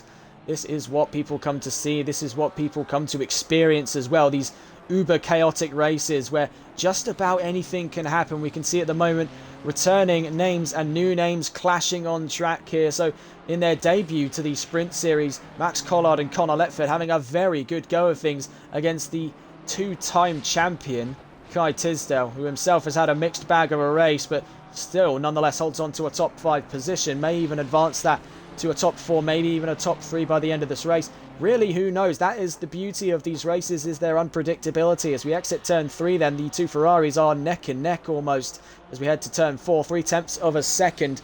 Barely enough room to put another car between them on the exit of turn 4. This is what I was talking about here. A strong exit to turn 4 can lead to some magic here at turn 5. Will we see that out of Collard? He tries to go to the outside, actually swapped it to the inside, and they bump against each other. Collard into the gravel. That's going to invite Tisdale up into 4th position. And that was a last-ditch effort there from Max Collard. You see he's slowing down on track to let multiple drivers by, and actually nearly impeding Pilkington was Joao Vieira. Portuguese driver down in 15th, really stuck in the thick of it. This is the view from Adam Saunders' car, the 44, still yet to come into the pits. 7 minutes left to go in this session as he laps 7th position. Saunders has got to make a decision and make it soon.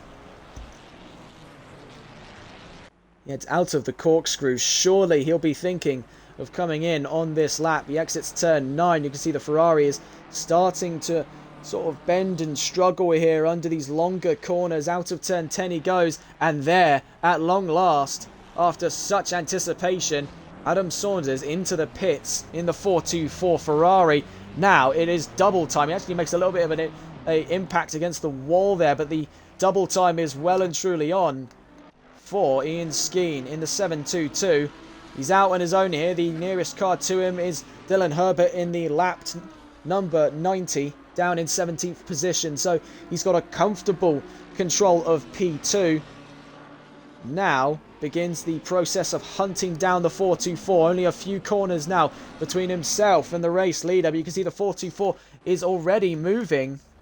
I believe it was a stop and drop strategy. So it was quite bold, in fact, of Saunders. But it may have just paid dividends to this driver who started the race, was taken out of it by a mistake he made down at turn 6. In fact, exits the pit lane and is still out in front. But the 772, or 722, my mistake there, is closing the gap down.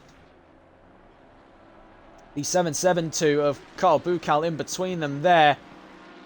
Saunders is back out on track, makes his way to turn 3 and continues his charge in the race lead. So it may have just been an overcut strategy of a lifetime here for Tempest Motorsports' Adam Saunders. What a fantastic strategy they've laid in place. Their tactical masterclass may have just been the deciding factor of this race. Of course, 5.5 minutes left to go. So my calculations were a little bit shabby there. Trouble for the number 18 car down in down at the end of the Andretti hairpin. You can see if we try and catch the 18 before he rejoins the track, of course. This is Dale Bonser in at the gravel and now into the pits. Another stop-go 30-second penalty, this time for Andy Jones in the 555. And given that he is too taking his pit stop, this may in fact be for pit stop related infractions. This is the view of things at the moment. Connor Letford missing out on 3rd to Kai Tisdale. Letford in fact having a very squirrely run over turn 6. That's slowly going to be inviting Max Collard into the fray. In fact, speaking of Collard, he's had a very squirrely run over turn 6 as well, and a very nasty hit at the barriers for Max Collard with 4.5 minutes left to go. The Dutch driver there dropping positions down as he tries to rejoin the track. You can see just crawling to it. The 337 there retires to the pits, and that's going to throw a bit of a wrench in the works here in the midfield. Not the ending to the race that many people were expecting for that driver in particular. Nonetheless, this is the view of the battle for P6. Pilkington v Kuhlmann, Ferrari and BMW down at turn 11. Pilkington with a fantastic exit to turn 11 there, but he's up against the turbocharged V6 that won the 24 Hours of Le Mans under the bonnet of this rather petite Ferrari compared to the monolith that is that M4 as we head down towards the Andretti hairpin at turn 2. See Pilkington taking a deliberately wider line to conserve some of that momentum and rocket the car still back up to the back end of that bright green and red Ferrari on the run to turn 3. Pilkington now almost eclipsing the Ferrari with the ginormous headlights of that M4 as we head round turn 4.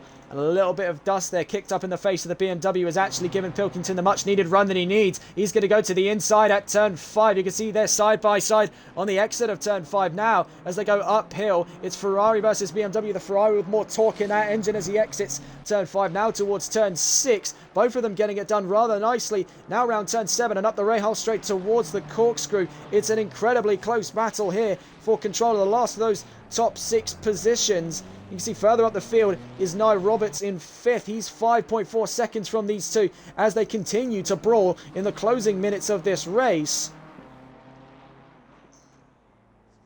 As we head round turn 10, Kuhlmann still defending from Pilkington as we head down towards turn 11. No threat of a move just yet by the BMW as we go toward turn 11, but a better exit there by the BMW is going to keep him well within the slipstream of the Ferrari as we head down the opening straight now, uphill and around turn 1. The BMW maybe perhaps looking for a move down at turn 2. You can see Kuhlmann covering the inside, making sure he knows that Pilkington can't go for a move in there.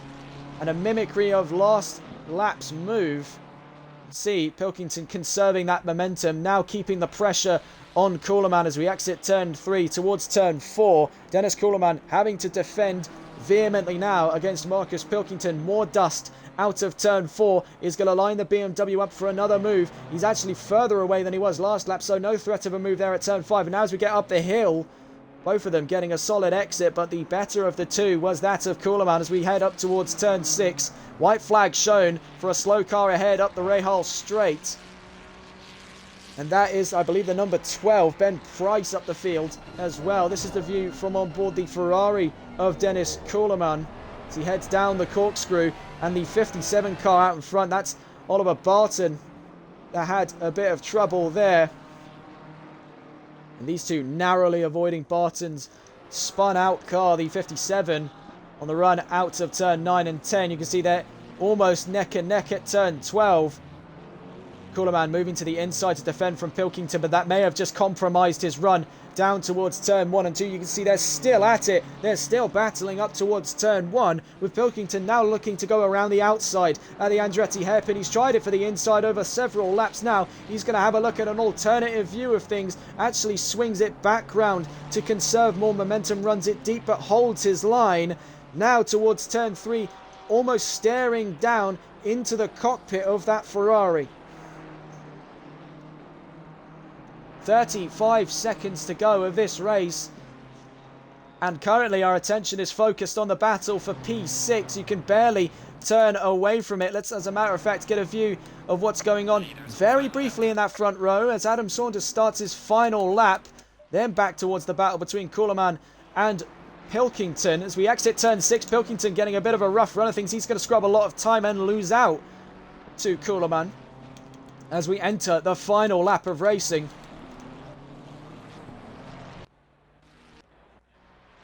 So then, having a look around, headed down toward the line then on these final laps of racing. We can start to wind down here as we know the competition looks rather run and done here in the opening round for Adam Saunders. But let's see if we can go back on board on the battle between Kuhlmann and Pilkington as that's actually started to wind down a bit. You can see in the last lap there a 23.8 versus a 25.6. That scrub against the gravel was defining in whether or not that move was going to be a success for Pilkington. He's still 1.8 seconds away, nearly 2 seconds as we exit the Andretti hairpin. Kuhlmann now running into the lap traffic of Norbert Horvath into turn 3, even third corner. But let's go on board then, and hopefully we can catch him in time then. It's been an absolutely fantastic strategy and an unlikely run back to the front row for Adam Saunders with Tempest Motorsport. They'll be taking the inaugural win of the season as they get towards the line. Adam Saunders in the 424 Ferrari win the Hour of Seca. And what a fantastic end to the race that has been for Adam Saunders. Tempest Motorsport at the top step of the podium here in TRR. The opening round of Season 4 goes to them and to this absolutely fantastic performance out of Saunders. We thought he was down and out there after lap 9, but he's shown pretty much every naysayer wrong. And what a performance that has been. And what a way to close out that opening round. Plenty of drama and a comeback drive to remember here for Saunders. The 424 victorious in California. Looking at the rest of the grid then. Ian Skeen comes home in P2. Kai Tisdale onto the podium with BMW with the fastest lap. Connor Letford with Tempest in 4th position. Nye Roberts into that top 5. Dennis Kuhleman to 6th. Pilkington to 7th. Oliver Barton to 8th. Carl Buchau to 9th. Ben Price to 10th. Norbert Horvath in 11th position. In fact, we'll wait for the graphic to pop up as I believe a few of the drivers may have timed out there at the end of this race. Let's see if we can get a look here, ladies and gents. What a fantastic end to the race. So there you have it. That is the end result to this fantastic race, ladies and gents. Adam Saunders is the winner of the Hour of Seca. Joining him on the podium then is Ian Skeen and Kai Tisdale. And a fantastic performance across the board. Plenty of drama there. You can see Serko Jessen, Andy Eaton, Benjamin Hoopert, Mr. Hazard, Daniel DeVette and Archie Bush all retired from this race. With 20 drivers finishing on the grid there. Absolutely sensational stuff. What an opening to the round that has been.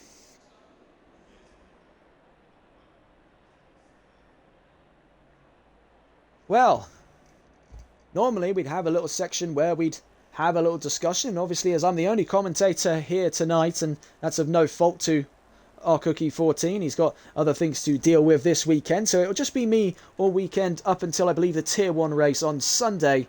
If you're joining us tomorrow at 7 o'clock local time, it will be the 4 hours of Bathurst in New South Wales, Australia, and that is sure to be an incredible round in the GHR Xbox Endurance Championship. If you're joining us on Sunday, we'll have the Belgian Grand Prix in Tier 2 and Tier 1, making up round 4 of Season 3 of the F1 23 Virtual Series. Until then, have a fantastic rest of your evening and take care.